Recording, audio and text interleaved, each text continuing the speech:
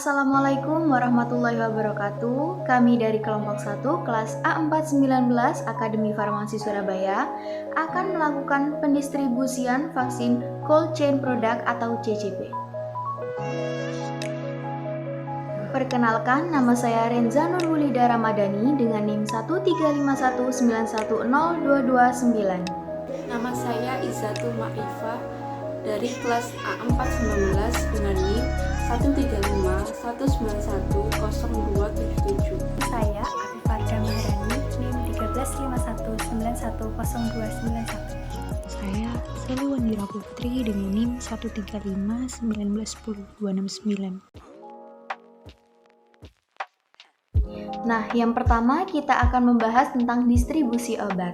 Cara distribusi obat yang baik atau CDOB adalah cara distribusi atau penyaluran obat atau bahan obat yang bertujuan untuk memastikan mutu sediaan sepanjang jalur distribusi atau penyaluran sesuai persyaratan dan tujuan penggunaannya. Nah, dari CDOB sendiri adalah memiliki 8 aspek peraturan. Yang pertama adalah manajemen mutu, yang kedua adalah organisasi manajemen dan personalia, yang ketiga adalah bangunan dan peralatan, yang keempat adalah operasional, yang kelima adalah inspeksi diri, keluhan, produk pengembalian, diduga palsu, dan recall, yang keenam adalah transportasi, yang ketujuh adalah fasilitas distribusi berdasarkan dengan kontrak, dan yang kedelapan atau yang terakhir adalah dokumentasi. Selanjutnya, saya akan menjelaskan mengenai vaksin. Pengertian vaksin adalah produk biologi yang berisi antigen berupa mikroorganisme yang sudah mati atau masih hidup, yang telah dilemahkan, masih utuh atau bagiannya, berupa toksin mikroorganisme yang telah diolah menjadi toksoid atau protein rekombinan.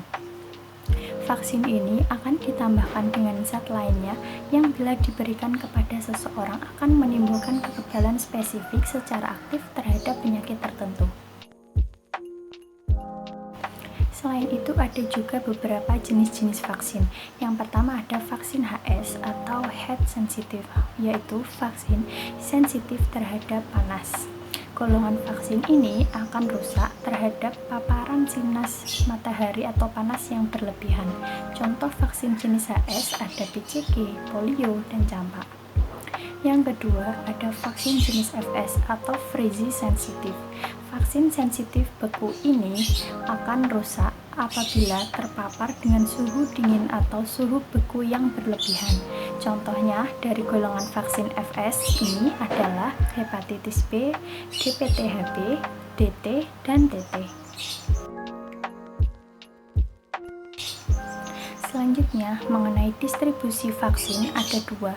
Yang pertama, dari pabrik produksi vaksin Bio Farma menuju ke PPF, kemudian ke rumah sakit, dan juga disalurkan atau digunakan kepada pasien.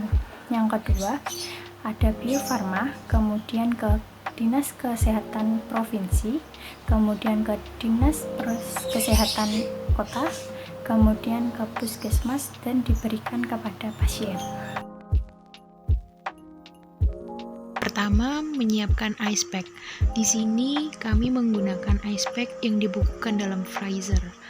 Suhu yang harus pada penyimpanan vaksin adalah 2-8, sedangkan ice pack yang dibukukan dalam freezer suhunya sekitar -20 derajat Celcius. Jika ice pack langsung digunakan, akan dapat merusak vaksin. Oleh karena itu, dilakukan pengkondisian ice pack dengan meletakkan pada bidang datar dengan jarak minimal 5 cm. Ice pack dicek setiap 10 menit dengan cara pengocokan. Waktu yang diperlukan sekitar 30 menit. Yang harus disiapkan yang pertama vaksin carrier, termometer, bahan kemas, ice pack atau cool pack, serta form pencatatan. Pelaksanaan dilakukan sesuai dengan protokol yang berlaku. Yang pertama, siapkan vaksin carrier atau cool box, kemudian cool packs atau ice pack, diletakkan pada pinggir-pinggir box